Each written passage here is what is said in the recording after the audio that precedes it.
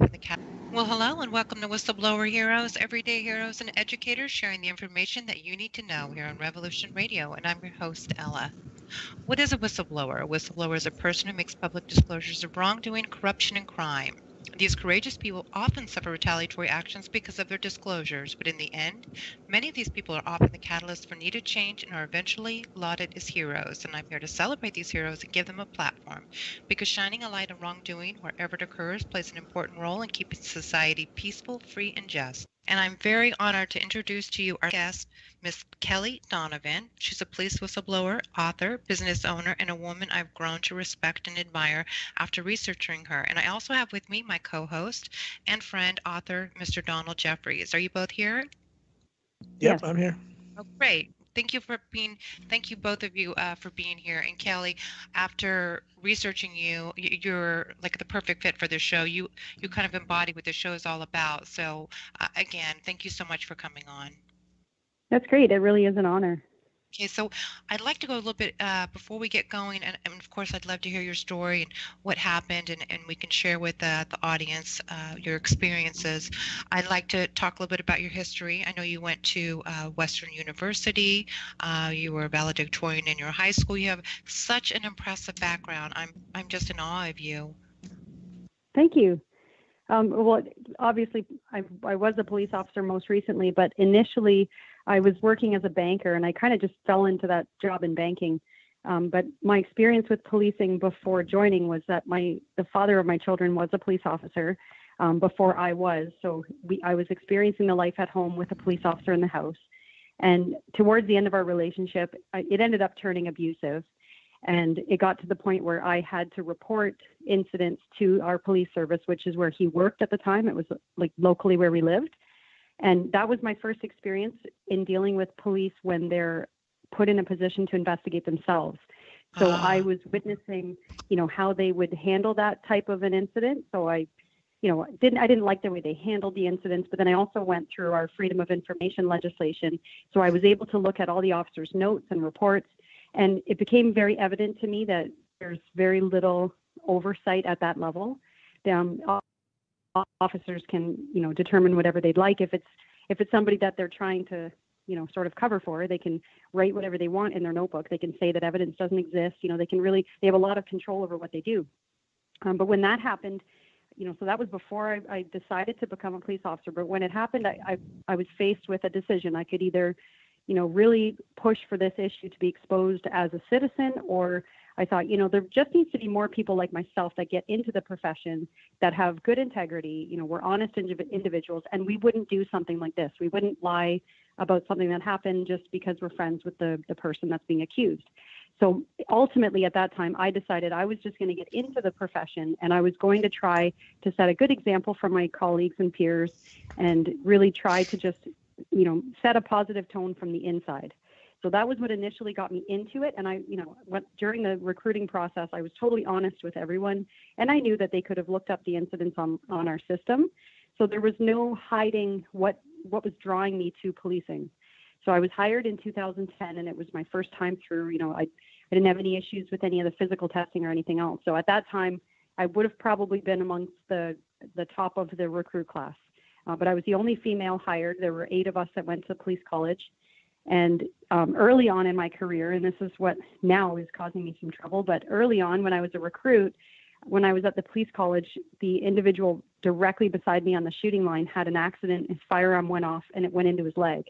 And right in front of me, I'm 6 weeks off the street, basically. I went from being a banker to a police officer, and I'm put in a position where this individual's bleeding out in front of me on the firing range. So it was very much in my face. This is the risk you took on. This is what you face now, carrying a loaded firearm with you every day. So I really wasn't given a lot of time to adjust. It was just, I'm right into it, full-blown police officer.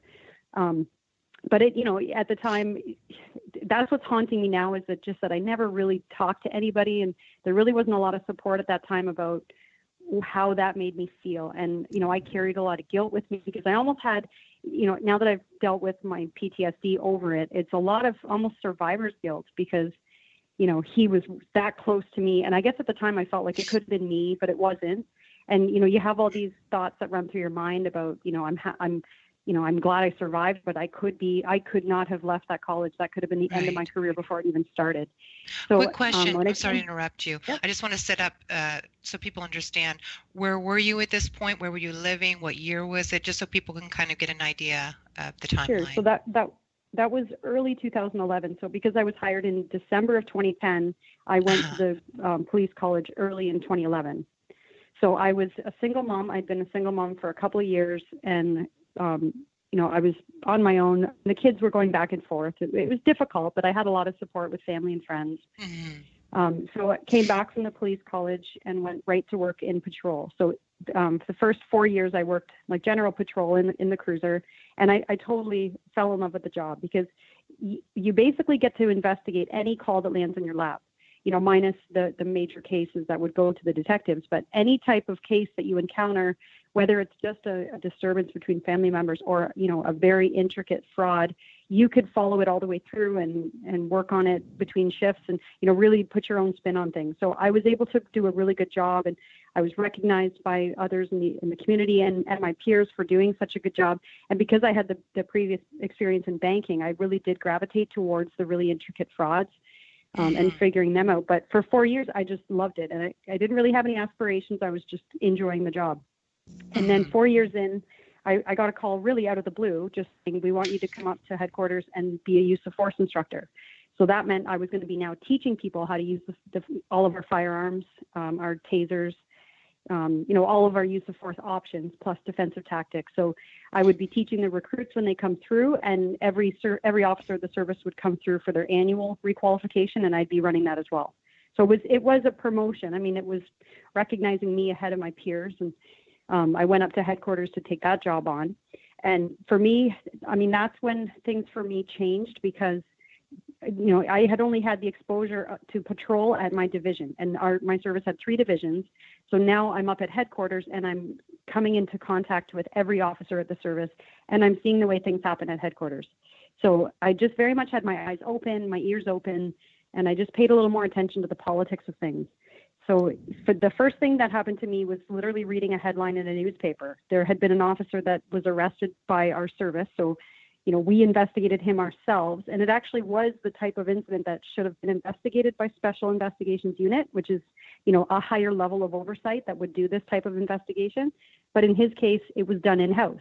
So immediately, I've got these bells going off in my head saying we're right back to where I was before I was a police officer. We're letting police investigate each other. And, how can you eliminate any chance of there being a bias, whether it's implicit or otherwise, when everybody knows each other? Mm-hmm. So I paid a little bit more attention to that case as it went along. But in the end, he was acquitted, and he wasn't only acquitted. The newspaper said he was emphatically acquitted by a judge. And that was after a full 8-day criminal trial. So I connected with that officer just to say, do you mind telling me a little bit about your case? Because it seems a little odd that we would do an investigation against one of our own, but it would be totally thrown out after a full 8-day trial. I mean, that's such a waste of taxpayer money. If anyone knows the criminal system, to go through an 8-day trial with the court reporters and the judge and the prosecutor and everybody there for the full 8 days, that's a lot of taxpayer money. Yeah, it is. So everything I learned from him, it really didn't match up to what I would expect. That when police investigate themselves, it should, that investigation should be completely by the book, and it should be scrutinized, from every direction, but it should withstand that scrutiny. So in his case, there were conflicts of interest in who they appointed to do the investigation. And as the trial had gone on, there were things that came up that were basically just ignored so they could proceed with the trial. If it was a civilian, that trial would have ended much sooner than the 8 days. There were just a lot of things that didn't match up. But then there was another case, very similar. There was another officer arrested. And, the nail in the coffin for me when I said, there's something up here and I want to get to the bottom of it, was that something had come to my attention that I had a duty to report. It was something that involved one of our members, but it came to my attention. I was given some evidence. I took it to my supervisor to say, I know this is going on. We need to do something about this. And nothing was done. So I had. What kind of evidence? Are you allowed to share that? Are you allowed to disclose any of this? It was, just generally, it was a domestic incident, but I was given enough information that if it was a call that I took on the road, I would be I would at the very least be calling this person in for an interview, but most likely I'd be arresting them because I had enough evidence that I could corroborate through independent sources that I would have arrested this individual. So I'm taking this information forward. I'm a constable that, I've been through the same training everyone else has been through. So in my mind, I'm thinking, I don't like the way this looks. They're not going to like the way this looks, but I get told we're not going to investigate this. So I was really torn on, who's making these decisions and why are we favoring some people over other people when the others are getting arrested on weak grounds and the investigation doesn't, it's rife with conflicts of interest and everything else. So I got to a point where, now that I know, because I've been going through my PTSD training, I was experiencing a moral injury because I had come into the job because I thought it was honorable and I thought people doing this job are honest and have high integrity. But I had these incidents around me that I couldn't explain because I knew enough to know that things weren't done right. But when I started looking, what is it that I can do about this? There just wasn't an avenue for me. That our provincial oversight body does not allow police officers to complain about officers at their own service. It's right there in our legislation. Sorry to interrupt you. Pardon me? Do you think this differs from the United States? Because this occurred in Canada. Do you think there's a difference? Is there much of a difference between the way Canada and in the U.S. Conduct? It's hard to say. Yeah. I would say from a culture perspective, I would say it's probably exactly the same. From a legal perspective, it does seem like the United States have more in place with regard to things like inspector generals who have power to do independent investigations. In Ontario policing, it's very much, we leave a lot up to the service itself. We put a lot of trust back in our police chiefs to do things right within their own services. Right. But we don't put any guidelines on how that is to be done, and we don't add a layer of oversight over that internal business. So I do think we're a little bit naive in Canada because we still want to think that everything's done right. And when someone like me decides to speak up and say it's not being done right, you would face the same reprimand from your peers that you would in the States, because the culture is, you might not like the way things are being done, but you keep your mouth shut. You don't talk about it, because someone's going to get in trouble with what you're going to tell us, and we just don't do that to each other. So it's the same culture in the sense that, I knew I would be upsetting some people when I did that, and I knew some other people aren't going to be happy about it, but I still felt like it was the right thing to do. What were you thinking in your head? Like, were you on the fence at all, or what? Can you just tell me what your thoughts were exactly when you were seeing what was going on and you were ready to talk about it, or you felt like it needed to be disclosed? Yeah, I felt like, it's a somewhat small community. I thought there must be relationships within the service that I don't know about. Some people might be friends with others, and then there might be some people who have a vendetta against others. I know with some people, it's a lot about, if someone might be similar rank and you think they might be a threat to you down the road and you see an opportunity to eliminate them, then you would take that opportunity. That's kind of what I was seeing. I was seeing people being appointed to do these investigations who are equal rank to the person they're arresting. And to me, I see that as, well, now you've eliminated competition for any promotions down the road, because you're a sergeant and you've taken out another sergeant. So now you're going to be, at the top of the heap when it comes time to be promoted to staff sergeant. So it's almost giving someone a competitive edge by saying, I'm going to put you in charge of this internal investigation where you could ultimately eliminate that colleague. That's kind of my take on it. Was we just needed to have another layer of oversight, another set of eyes who could be independent and impartial, who could look at something and say, yes, this person committed an offense, or no, they did not. Whether it was, like, I kind of started thinking maybe we can develop policy where it's the provincial prosecutor who would evaluate every case where there's an allegation made against a member. I really was looking at it from a policy perspective and saying there's a way to fix this, and I want to help fix it, because I was seeing the same thing happen consistently across the board. And the consistency was the inconsistency. It just wasn't happening the same every time. So I knew we needed to establish some kind of a guideline. So, I see. Initially I looked to the provincial government, but I saw there's nothing there that allows this to be addressed. So then I looked at internal policy, and our internal policy at my particular service had been changed in 2014. So that's when I looked a little deeper and realized that there's no requirement for the service to maintain this type of policy, but they just weren't allowing anyone who is a member of the service to come forward with a complaint. You had to be a member of the public if you wanted to complain about the conduct of an officer. So I was really going in circles, not finding anything that I could legitimately and lawfully do to address the problem. So ultimately, really the only thing I could come up with was that I would go to my police service board, because the board does oversee the service. They're the ones who hire the chief. I mean, it's the highest you can go before you go to the provincial government. And I went to the police services board and I presented a delegation at a meeting, which anyone is able to do. You just have to give them notice 4 days in advance and then you get on the agenda. But I went to the board and I sat for my 10 minutes and I spoke about my experiences. And I was careful to not, I only disclosed things that were told to me in private. It wasn't anything that I learned as a police officer. I didn't search through the police databases. I didn't do anything that I knew was, could be misconduct.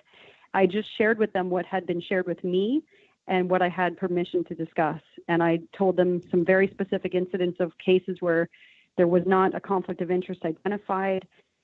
Evidence was not put forward early on in an investigation because it would have shown that the allegations were false. And I just gave them some very specific things to say, we need to clean this up. And as soon as I finished speaking, I had these 2 women run up to me, it was at the end of the meeting, these 2 women came up. And I didn't even know who they were, but they were both reporters. I didn't realize reporters came to every single meeting because otherwise the only people in the room are just personnel from the service. They are open meetings, but it's not really well attended. But that's when the one woman was asking me questions. She said, I'm from the media. But I clearly said to her, well, I'm not allowed to speak to media, so I'm not going to give you a statement. Right. And then a week later, and I still, leaving that meeting, I thought I'm going to get called in. I thought I'm going to get sat down. And someone is going to be saying to me, how can you help us fix this problem? Because, until nobody had ever done what I did, no one had ever gone to the police service board to just expose what was happening inside. Because up until then, they've had full control over, any information from the service getting to the board, because any board report that gets presented to the board is all approved through the chief. So no one can just go rogue and give information to the board unless they do what I did and present it to them at a board meeting. I see. So I really think they didn't know how to handle me. They didn't know what to do. But I thought that once the dust settled, I thought they were going to look at everything I said to them, and they were going to try to find out, how is this happening? What can we do to prevent it from happening again? And I figured the first thing they were going to do was change policy to allow members to make complaints so that we wouldn't be going to the board anymore. But that still hasn't been done. I mean, that was 2 years ago I did my presentation, and they still haven't updated their internal policy. So at the time, I was quite naive to think that they wanted to improve. But a week later, I was brought in and sat down, and I was served all the internal affairs documentation. I was told I'm put under investigation. They took me out of my job as a trainer. I was on administrative duties. They ordered me to not make...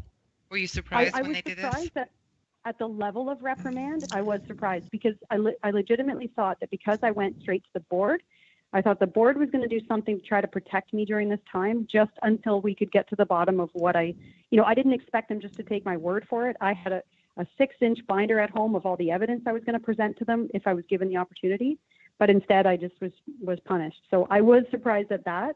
And because they came at me so hard right away, a week in, I sent an email to the board members and I said, I'm not allowed to come back and present to you again. And the service is disciplining me now. And in my email, I again said, all I want to do is work with you to try to fix this issue. And I can show you all the evidence I have. I'm willing to work with you. But because I sent that email, because that email was shared with the chief, it shouldn't have been, because every board member, they all swear an oath of office to be impartial, to do their job according to law. Right. But my email was shared with the chief. So 2 weeks later, I was called back in and they added to my charges. They said I was now going to be charged with 2 more charges. And at that time, I was put on a no contact order with the board members. So I wasn't even allowed to email them anymore. So that was the start of my retaliation. And for 14 months, I just continued to keep coming into work as long as I was well enough to, which, was a good 10 months. And, right. And I was still working, I was doing the best work I could during that time, because there had never been anything on my career history to indicate that I wasn't a good employee. And I just kept coming in and kept working really hard. And I was given commendations during that time for the good work I was doing. But it really started to wear on me, because here I was under investigation, but they weren't investigating me. They weren't having me come in for an interview. They had extended every deadline. They're only supposed to take 6 months to do this investigation, but 10 months in, I still hadn't been served a notice of hearing. So in my mind, I'm thinking, how long is this going to go on for? How long are they going to do this to me? And no one really knew what was going on, but everybody knew that, I was in the doghouse.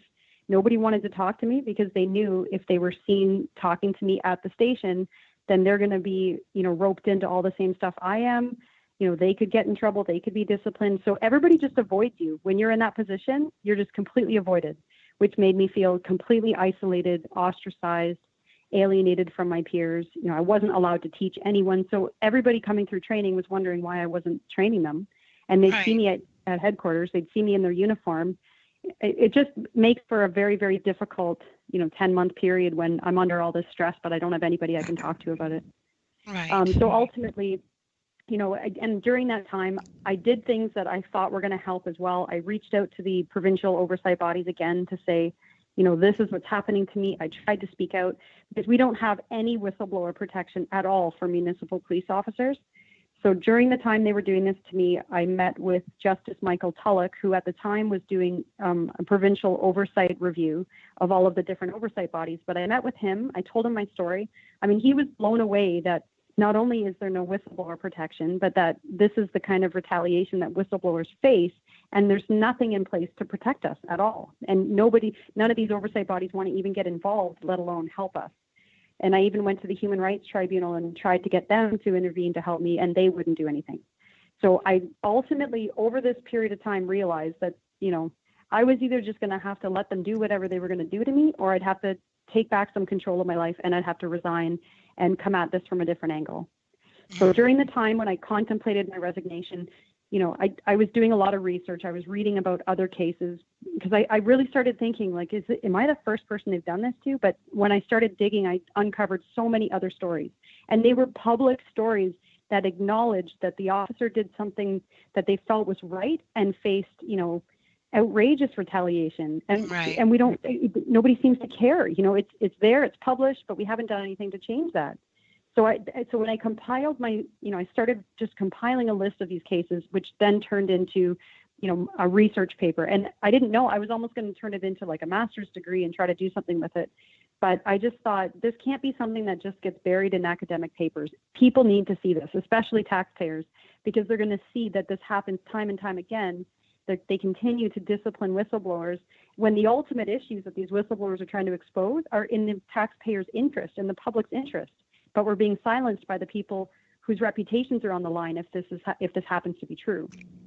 So really, when I made the decision that I was going to resign, I took all the necessary steps to make that happen.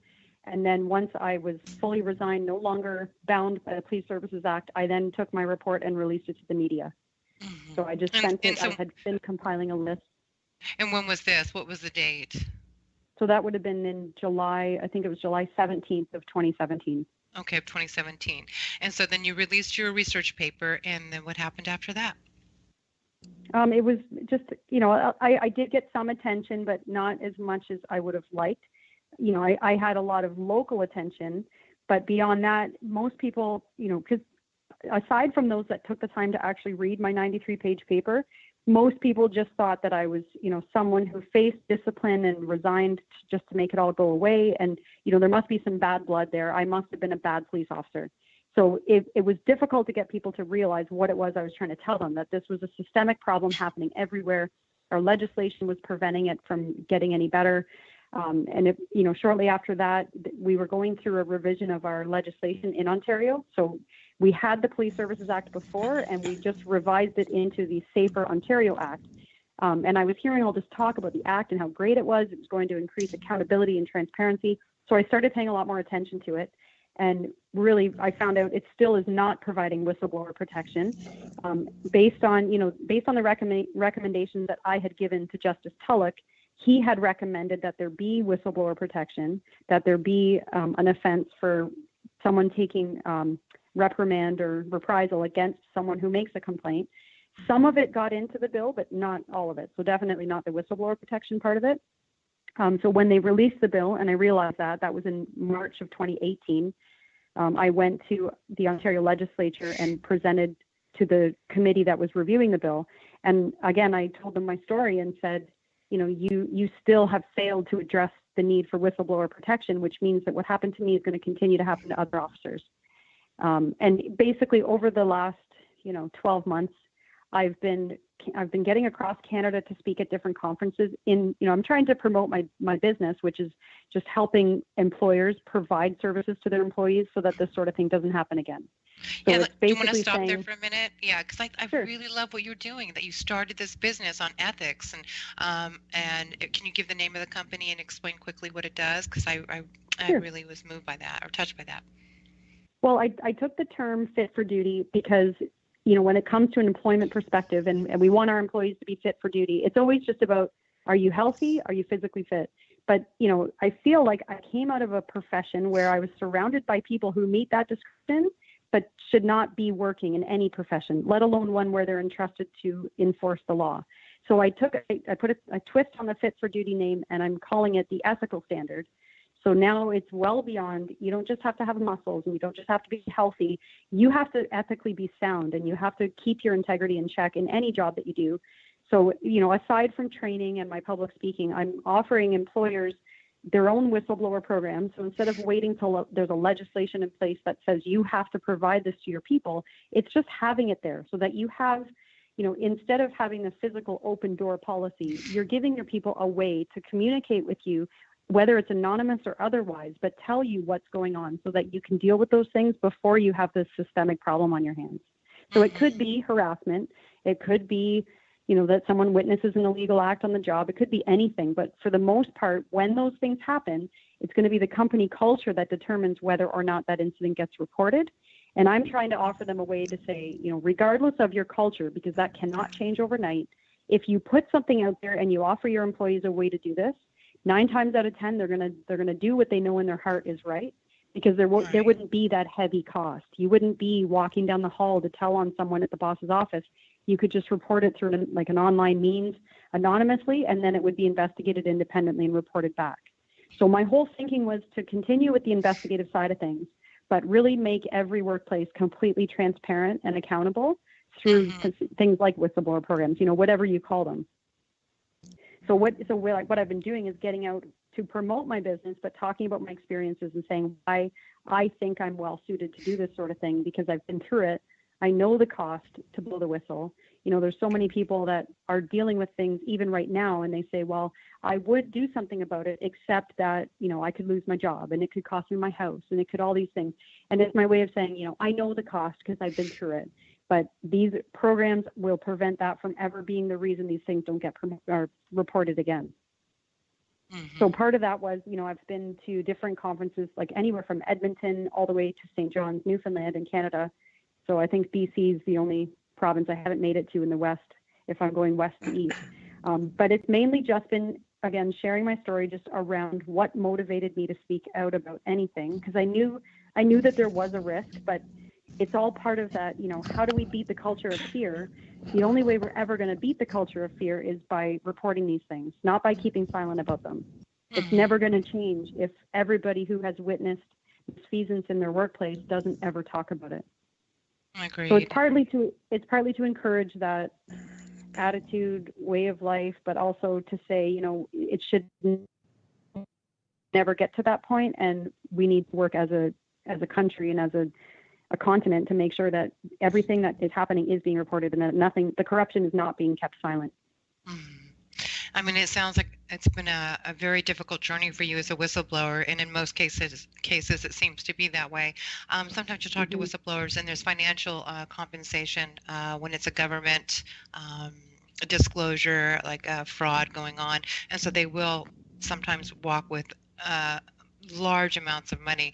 In your case, is there anything positive that you can say so far that has happened? No, we don't have anything like that in Canada, for starters. I mean, I have a case in my book about an officer from the NYPD who, walked away with $600,000, and it kind of leaves a sour taste in my mouth, because there's only been a high personal cost to me. I've lost my career, which was a very well-paying career. I've lost my opportunity to earn that income for the next 24 years and then retire on a very comfortable pension. I mean, and what bothers me the most is that the people whose conduct I was trying to expose are still there. You know, they're going to retire wealthy because they'll retire with their pension. And then, you know, I'm ultimately the only one that's paid a price here. But, you know, ultimately, And you did the all right that matters thing. to me, right, all that mattered to me was being able to look at myself in the mirror. And I wouldn't have been able to do that if I only stayed to get my paycheck. I felt like I was taking a bribe to just continue to go back to work and let these things happen and pretend that they didn't bother me. So for me, I guess it was just the personal, you know, it was the personal motivation that was stronger than the cost for having done it. Mm-hmm. Well, Donald, are you there? Do you have any questions? Sure. Well, Kelly, it's wonderful hearing your story, and I'm full of admiration for whistleblowers like you. I try to write and expose corruption myself, so hearing from someone, especially in something like law enforcement, what I'm surprised at is I write a lot about police corruption here as well, and you probably know YouTube is filled with videos of police officers in America all over the country, virtually every day. Right. Overstepping their authority. I was under the impression that the Canadian officers were a little bit better behaved, but the kind of corruption you're exposing, I guess, is just them being above the law themselves. So am I right in thinking that they don't perhaps step out of line physically with citizens as much as American officers do? On that note, what I can tell you is just that it's probably no different in Canada. And I mean, I'm careful on what I do speak about because I know for a fact that there is much worse things happening, and some of that will be being exposed and has been. Some of it has been. So there was an officer in Hamilton, Ontario. His last name was Rusowski. His case just wrapped up. He was convicted, and he's going to go to jail for 10 years. But he had been on the take with some organized crime families in Hamilton, where he was basically taking cash to tell them when the next drug stings were going to happen so they could avoid getting caught by the cops. And he was doing this for years. And he was exposed by a fellow whistleblower in Ontario here. I'm telling you that because that's the case that's been public, but I can tell you there's a lot more coming. And the stuff that I initially exposed is, you know, it's a walk in the park compared to what is coming. And I think for me, I mean, like I said, I wasn't the first, but when I did speak out, I had a lot of other officers reach out to me to just say, you know, you've shown a lot of courage because I have a story and I did come out with it or I didn't come out with it. But there's been a lot of people since I was public who have found the courage to now come forward with their stories and what they've witnessed. So there is, you know, and when I've met with the politicians, I've said, you know, this is not even the tip of the iceberg. There is so much more coming behind me. And I'm only using my experiences as a way to say, you know, you have to start listening to us. You can't continue to deny us because I didn't expose a whole lot here, but there's others coming that are going to expose much more. So if you're worried about the reputation of policing in Canada, you know, the worst is yet to come. So I wouldn't say we're any better here. We've just been much better at keeping up the facade that Canadians are, you know, inherently more ethical, more moral. Yeah. You know, really, you know, you're always going to have people that are motivated by greed, and you're always going to have people that experience things in their personal lives that mean, you know, they're looking for extra money to pay whatever need they have in their lives. You know, we're all human beings. We're no different. It might actually be easier to get away with it here in Canada just because there is that trust. Nobody wants to believe that it could ever be corrupt. Well, I think what you brought up, I think the main point there is policing, and obviously using the term literally, policing themselves and expecting police to police themselves here in America or Canada or anywhere else. That's the problem. Is that here we talk about I'm sure you've heard that term too. That they'll say, well, and I'm sure most police are good, but they'll say it's just a few bad apples. Well, my answer to that always is, well, why is it then whenever these bad apples are exposed in these awful videos, you can see video proof of them, their superiors always cover up for them. They should want to root those guys out, right? I mean, so right. I think that's the crux of the problem, is that you can't trust the police or any other profession really to police themselves. And my hat is off to you, because I can't imagine. You've talked a little bit about what you've gone through, but we see what happens on the international stage with people like Edward Snowden and Bradley Manning and now Julian Assange, that people are trying to expose corruption or expose to truth. Nobody wants to hear from whistleblowers anymore. So it takes a lot of courage to do what you're doing. Well, thank you. I appreciate that. Okay. Yeah. And then I also kind of have a follow-up question, or do you think, have you seen a trend? I don't know if that's something you're paying attention to or noticing. I know you've disclosed or you've uncovered a lot of information as far as whistleblowing goes with police officers in your area. Do you think people are beginning to maybe open up to the idea of disclosing corruption and crime more readily these days as opposed to before? I think we're catching up to where we need to be, but I think we're still miles away. The Ontario Securities Commission, I think, has done a fantastic job with their whistleblower program. So again, it's only in Ontario, but anybody that belongs to a financial firm, or I believe even customers of financial firms, can make anonymous reports, and there is cash that's paid out. And they have the stats to show that since they've rolled out the program, they've made more arrests, they've put people away for longer periods of time.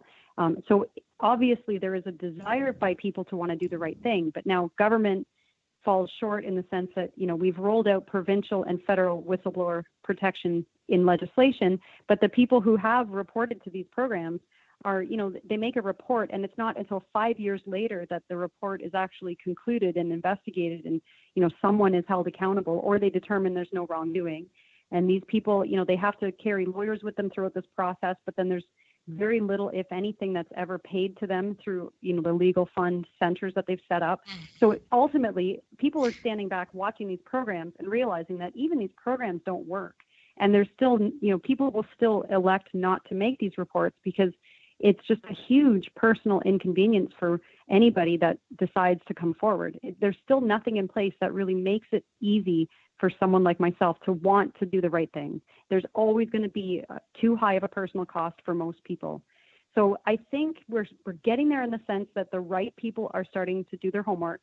They're reading the Transparency International reports, and they're seeing that we fall short behind several other nations in the world because we don't have these systems in place. We don't reward and celebrate our whistleblowers. We still punish them. I mean, I think the writing is on the wall. It's just a matter of enough pressure from the public, because it still is going to be very uncomfortable for any politician to be the one that changes everything. And right now, we don't have any leaders that are willing to say, this is wrong, this has to change. It's like everybody, maybe it's like the groupthink phenomenon happening, that everybody is just going to keep agreeing with each other and nobody's going to take that stance to say we need to make some changes here. But it's building to the point where someone's going to have to do something, risk not being reelected the next time they run, but say we need to change this, because it hasn't happened. I mean, we just keep seeing whistleblowers burned at the stake, and nobody seems to want to put their foot down and say, okay, enough, we can't let this happen again. Yeah, agreed.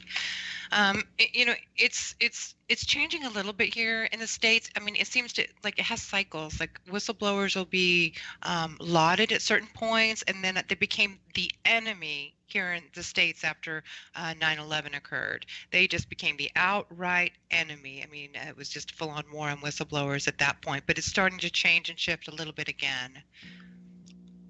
That's good. Yeah. I mean, What do that's you good think, for Donald? everybody, and that's Yeah. What do you think about that, Donald? Yeah, and I think that's true. And I would ask Kelly, have you had a chance to talk to, you've probably heard of Frank Serpico, who is, probably the most famous police whistleblower, and the big movie was made back in 1973, starring Al Pacino. He's still around, and he's still a very strong advocate of police reform, and he's very bitter about, I guess, maybe he made some money off that, I don't know, but he's still upset that I guess the thin blue line thing hasn't changed, where there's still where the good cops look the other way. And that's the problem, I think, is not necessarily just the bad apples, but the good cops that turn the other way while these guys are abusing their authority, instead of stopping them or at least testifying against them. And of course, their superiors that just hold them accountable, because obviously if they're above the law, then them enforcing the law becomes meaningless because they don't apply to them. So I'm wondering if you ever had a chance to read anything recently by Serpico, or would you get in touch with someone like him, or no? Well, he's in my book, but honestly, okay. I thought that I knew that he had moved over to the UK. I didn't know he was back and active again with his advocacy, because I knew that he moved after his accident being shot in the face. I mean, and I think he illustrates very well when you cross that line and now you're the guy that's going to snitch on someone else, Yeah. what are your peers willing to do to make sure that you don't ever Yeah. snitch on them? Yeah. So his case, I mean, I never had that being put in physical danger, but I know others that have. But that's where, I mean, if you can't change the culture, and the culture of fear is always going to exist, whether it's, someone concerned with the whistleblower because they're the peer and they don't want to ever be caught, or you've got leadership who is sending the message that if you're one of them, if you're the whistleblower, you're going to get burned at the stake just like they were, then again, the culture of fear will exist. Because you look at my service and my experience, and everything they've done to me was so severe that no one would ever want to follow in my footsteps. They're looking at me and saying, that's what happens to you when you do what she did. I'm never doing that. And that's why my message to the politicians was, if you don't take a hard line on this, then that's what you're telling them, is that it's better for them to keep their mouths shut, because if they speak up, they're going to be treated just like me, because you let all that happen. And it just perpetuates. It just doesn't seem to go away. So what's happening to me now is that I'm being faced with an allegation that I violated my resignation agreement. And this is, again, just a way for them to try to keep me quiet. It's a completely outrageous claim, and they want me to not be able to speak publicly about my experience anymore. They want me to stop selling my book. They want me to stop running my business. I mean, it's completely outrageous, but this is what our government in Ontario allows to have happen. Well, in that vein, have you had any threats, any physical threats against you? Any phone calls, anything dramatic like that? No, I mean, when you talk about dramatics, I've been watching my back since I left, and thankfully nothing like that's happened. But I did take some measurements. I installed some security devices and things like that, not knowing what would happen. I think it's a benefit that I don't live in the community where I did police. I live in a neighboring county, so I don't have to be there unless I'm traveling through for something else. I think that has helped, but thankfully I have not had to deal with that. I know others that have. Well, I wasn't aware, by the way, that I thought Serpico, I saw him interviewed on Alex Jones a few years ago, and Alex Jones is a far different show, and that's when I knew he was still concerned about the police problem. But I assumed he was doing that from wherever he was living, whether it's UK or here. But and fascinating stuff. I mean, he could be back. Obviously, things are a lot better now than they were then for him. He probably did not have any support at all. But I mean, I don't know how has changed really, in the sense that even when people hear his story, they think it's so outlandish that sort of thing isn't happening anymore. I think the general public just have a hard time believing that stuff still happens. Yeah. Yeah, and that was a huge movie, and really, even though it had a major star, major director, won all kinds of accolades, did that culture really change? I don't know that it did, really. No, and I mean, I do get some criticism sometimes from people who say, what you revealed, it wasn't that big of a deal. It's not like there were guys on the take, and it's not like they were embezzling funds or whatever. But, to me, it's a fundamental issue, because every police officer committing these, whether it's just an indiscretion or making a decision that, isn't quite ethical, if you see it happening, you're seeing it, it's wrong, because you're a police officer, you're trained to uphold the law, and you see things that are not consistent with that. And not saying anything, in my opinion, you continue to take a bribe every time you come back into work and put your uniform back on. So every day that you come into work, that daily salary you're paid, that's you accepting a bribe, because you're keeping your mouth shut and you're coming into work and you're doing your job, but you're not ever speaking up about it. So it might not be officers that are pocketing cash from victims of crime, but to me, it's just as bad, because you have an internal code, you swore an oath of office, and you're violating both of those things, and you're doing it so that you continue to get a paycheck. So that, to me, is the bribe. So what do you have? Maybe we'll just talk about what you're planning on doing in the future. I think what you're doing and what you've done will make a difference on some level. It may take a little bit of time. It takes a few years for this to kind of play out, to see what's going to happen, and just to look back and to see the changes that were made. I believe that firmly. But what plans do you have in the future, or how is everything going for your family? I understand. Am I allowed to share what you told me earlier? Yeah, sure. Go ahead.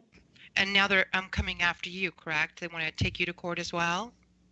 Yeah. So, I mean, I'm having to prepare my own defense to say that it's a play on words. I have not violated my agreement. That's going to drag out. Again, we're going to be tying up the Ontario Human Rights Tribunal with a hearing that's going to last day after day after day of me saying, why are we even here? This is just an attempt to silence me. Right. So now I'm at risk of, not only I can't lose what I don't have, so I'm going to just continue. It's just going to continue to wear on me and drive me further down into the ground. So honestly, right now, I'm focused on still trying to get my business up and running. I'm looking now to try to get a bit more media attention around all of this because, I think of myself as anyone else who would be outspoken about police and be publicly critical of them. Why do they have the power to try to silence people like me? You usually get your best education when you listen to your critics and what they have to say about you. But in my case, they just want me to go away. They've never taken the time to sit down with me to talk about any of these issues to try to improve them. And they're even alleging that when I went to the Ontario legislature, I shouldn't have been speaking to the politicians about my experience. Even that was violating my agreement. I mean, they're drawing at straws here to get anything. But, it just means that it's another battle that I have to face. And you were bang on. I mean, one of the stories I talk about in my book was 2 inspectors from Montreal. And what drew me to their story was every allegation that they had made about Montreal police, when they went public with their whistleblowing, it was everything that was happening at my service. It was all about internal affairs, and it was things that, records that weren't being kept properly. It was notebooks that were disappearing because, they had information in them about a particular officer of a particular rank. But it was everything I said was happening there. And that was 2012. And it took until 2017 for their chief of police to be suspended and for the provincial government to come in and do a full investigation of their internal affairs branch. So I do, you were totally right, Ella, because I'm sitting back saying, okay, I did this in 2016. Does that mean I have to wait till 2021 and I'm going to see some things happen around there? And I'm not going to be sitting here, waiting by the door for it to happen. But I still have some faith that these things may potentially still be looked at objectively, and there might actually be an investigation into how things are done. So I'm not continuing I'm really almost running out of fight at this point, because I just feel like, you get out there, you talk to people, and then nothing happens at the end of the day, and it's very frustrating. But I'm trying just to do my best to move on with my life so that, I can provide for my kids, hopefully not lose my house, do the best I can. I have a good support system, but when it comes to support from the police community, I'm still very much, an untouchable. They still don't want to have anything to do with me because they're still afraid of what it would mean to their careers. Mm-hmm. Yeah, that I can see that, and I know that those type of relationships do change when someone decides to blow the whistle or come forward with information and corruption, unfortunately. Yeah. Okay. So, but the press, I did see some articles from some pretty impressive outlets. So it seems like there has been some, I think it was like CBS had approached you, or some of these other large network. Locally, it was CBC, and there was CTV news coverage and stuff like that. But I mean, I was dying to get something that would at least be province-wide or Canada-wide, because the issue is not isolated to me. It's only that I was the only one willing to speak up about it. Everything I said, I guarantee is happening at services across the country. And I've heard from officers that tell me it's happening where I am. It happened to me.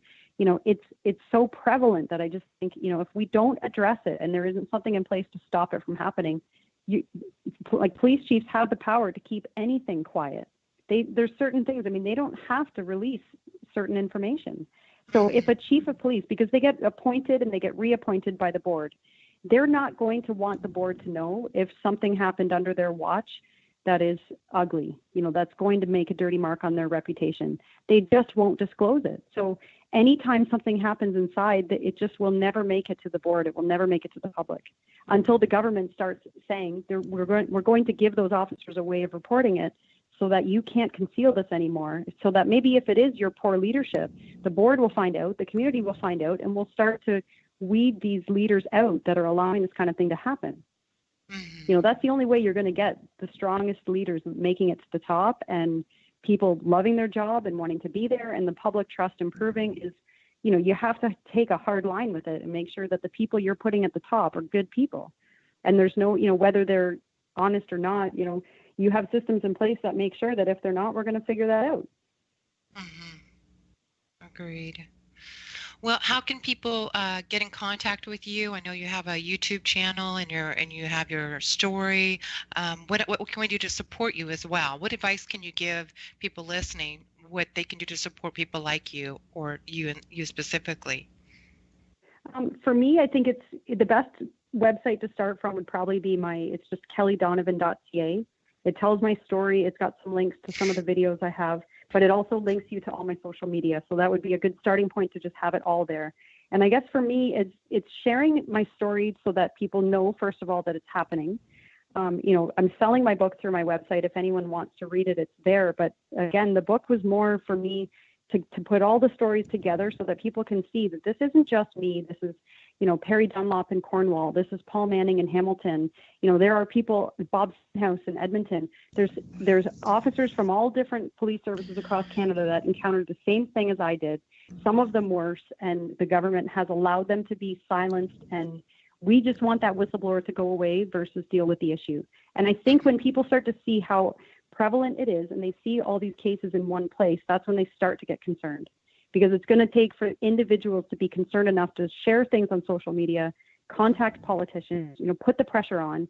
I'm still willing to meet with them, and I have been from day one, and it's just a matter of them picking up the phone and saying when and where, and I'll be there, because I do still have a desire to want to make things better. But until, maybe to the public, they see it as, the policing community is such a small percentage of the population, they probably think it's just a policing problem. But I guess my message is that this is not just a policing problem. This problem affects anyone who pays taxes and anyone who expects a certain level of integrity from their police force, because until we start demanding it, we're not getting it. Mhm. Donald, do you have any closing thoughts? Anything you want to add? We still have, again, about 5 minutes. Okay, just want to express again, the way I think a lot of people feel about this is that you acted the way I think most people expect honest and good police officers to act. So I commend you for that. And I wish there were more people that had your courage, because there's always powers in numbers. As you say, once it's hard to speak out if no one else is speaking out with you. So it takes a lot of courage to, even if you're in a meeting, to stand up and be the only one objecting to something when nobody else has your back. So to do something like you did takes a lot of courage, and you've had impact on your life, obviously. And so I would hope some other police officers would follow your lead, because if enough of them start doing it, then there's powers in numbers. Suddenly a couple hundred all across your country, or all across America did that at one time. That, I think, could make a difference. Exactly. And I've even suggested for our politicians here, I've said, if you opened up an anonymous line, or if you offered these officers complete immunity from their police services that tried to retaliate against them, you just wait to see what you would hear come in on that line. It would blow people's minds with the stuff that I have heard, that I know there's evidence of. I mean, it's just, it is dramatic, and it is quite a story, but it's much stranger than any fiction I could ever write. And that's the stuff that, if we don't ever find it out, then we're selling ourselves short, because we deserve to have better police services than what we have, but that's what's keeping it from ever getting to where it needs to be. Well, I just want to say thank you for coming, and you're welcome to hang up. Maybe me and Donald can chat a little bit before we go out. We just have a few more minutes, or you're welcome to stay with us. Okay, no, I'll sign off. I'll go see what the kids are up to, but thank you so much. Thank you again. Appreciate it. Bye. So how are you, Donald? Fine. No, Yeah. it's interesting. Well, I have, I don't know if you've read or not, but I've written about police. I wrote an article on my blog a few years ago called "Jolly Coppers on Parade," which was taken after the title of a Randy Newman song back in the 1970s, which was a great song, I think, kind of spoofing police culture. And I just kind of gave lots of examples of what we see. So I was a little shocked to see that in our minds, we kind of think as Canada of being more civilized in that manner. I don't know why, we just do. But yeah, most of us do. Everyone thinks so. Canada's like the nice neighbor. yeah, exactly. So you didn't think it was quite as ugly, but boy, that's human nature is human nature. Yeah. Well, she's certainly courageous.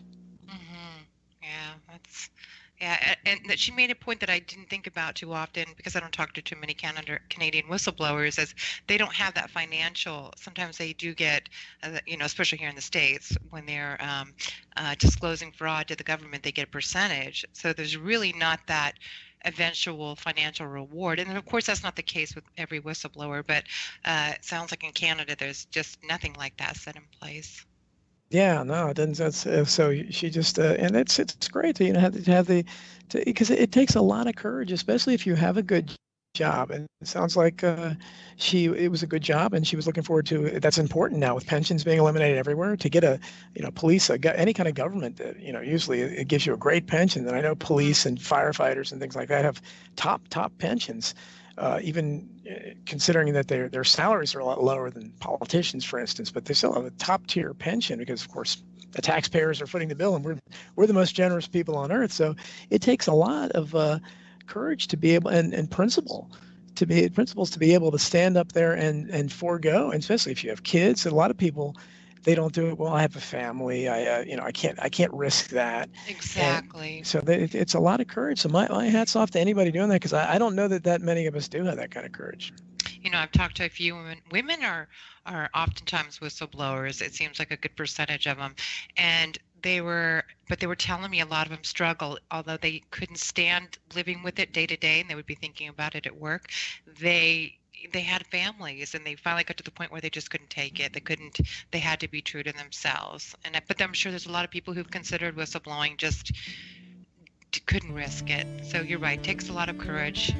Yeah, and if you just look at history again, just look at the people that everyone knows, the Snowdens and the Bradley Mannings and Julian Assange now, where you see what happens to them, where everybody knows about them. So it's not like if someone, like an isolated example in a company or a police officer or whatever, if they're not a celebrity and a household name, then I think it's easier to go and go after them and retaliate against them. But something like us, I mean, they're openly retaliating. With Bradley Manning was thrown in solitary confinement for giving a long sentence until he was commuted. But Snowden still can't come back to America at the threat of maybe getting executed. And Julian Assange is in exile too. And so it's just amazing to me that stuff can happen. But I guess they must have headed out to the commercial already. Just want to say, Donald, thank you so much. You can pick up his book on Amazon, Hidden History, and you have more books as well. You can listen to our interviews at whistleblowerheroes.org, and talk to you guys soon. Thank you, Donald. Thank you. Good.